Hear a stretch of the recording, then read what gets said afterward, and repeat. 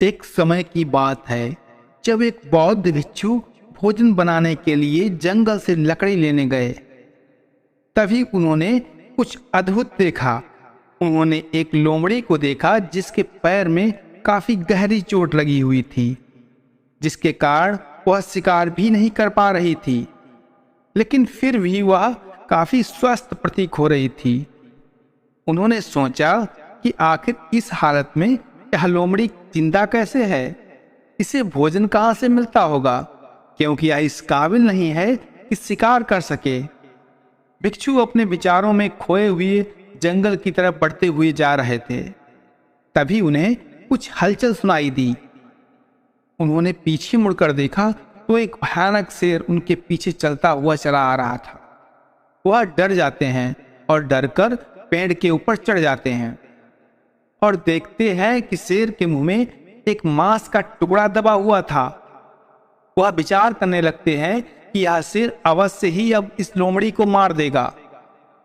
शेर धीरे धीरे लोमड़ी के पास पहुंचता है और मांस का टुकड़ा उसके सामने डाल देता है। लोमड़ी उसे खाने लगती है। शेर चुपचाप वहां से निकल जाता है। भिक्षु यह देखकर आश्चर्य में पड़ जाते हैं कि शेर लोमड़ी को मारने की बजाय उसे भोजन दे रहा है। भिक्षु को काफी आश्चर्य हुआ, इसीलिए वह अगले दिन फिर पेड़ पर बैठकर शेर के आने का इंतजार करने लगे। फिर से वही हुआ। शेर शिकार का टुकड़ा लोमड़ी को दे देता और फिर चला जाता। भिक्षु मन ही मन बोले, यह भगवान के होने का प्रत्यक्ष प्रमाण है। वह जिसे पैदा करते हैं उसकी रोटी का भी इंतजाम अवश्य कर देते हैं। आज से इस लोमड़ी की तरह मैं भी ऊपर वाले की दया पर जीऊंगा। वही मेरे भोजन की व्यवस्था करेंगे। यही सोचकर वह एक वीरान जंगल में बैठ जाते हैं। पहले दिन, दूसरे दिन, तीसरे दिन कोई नहीं आया। किसी ने उन पर ध्यान तक नहीं दिया। धीरे धीरे उनकी ताकत खत्म होती जा रही थी। वह चल फिर भी नहीं पा रहे थे।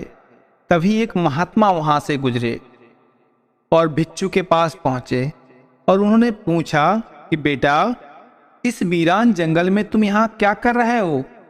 भिक्षु ने अपनी पूरी कहानी महात्मा को सुनाई और बोले, आप ही बताइए, भगवान मेरे प्रति इतना निर्दयी कैसे हो सकता है?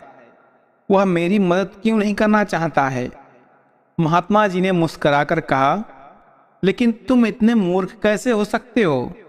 इतने दिनों में तुम यह क्यों नहीं समझ पाए कि ईश्वर तुम्हें शेर की तरह बनते हुए देखना चाहता है, लोमड़ी की तरह नहीं? सोचो, उस शेर को कुछ हो जाए तो उस लोमड़ी का क्या होगा? अब सारी बात उस बौद्ध भिक्षु को समझ में आ चुकी थी। उसके ज्ञान चक्षु खुल चुके थे। दोस्तों, जीवन में भी ऐसा ही होता है।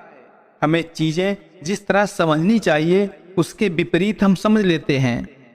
हम सभी के अंदर कुछ न कुछ ऐसी खूबियां होती हैं जो हमें महान बना सकती हैं। जरूरत है उन्हें पहचानने की, यह ध्यान रखने की कि कहीं हम शेर की जगह लोमड़ी तो नहीं बन रहे हैं। तो दोस्तों, आज आपको हमारी कहानी कैसी लगी हमें कमेंट बॉक्स में जरूर बताइएगा। मिलते हैं कल एक नई कहानी के साथ। तब तक के लिए नमस्कार।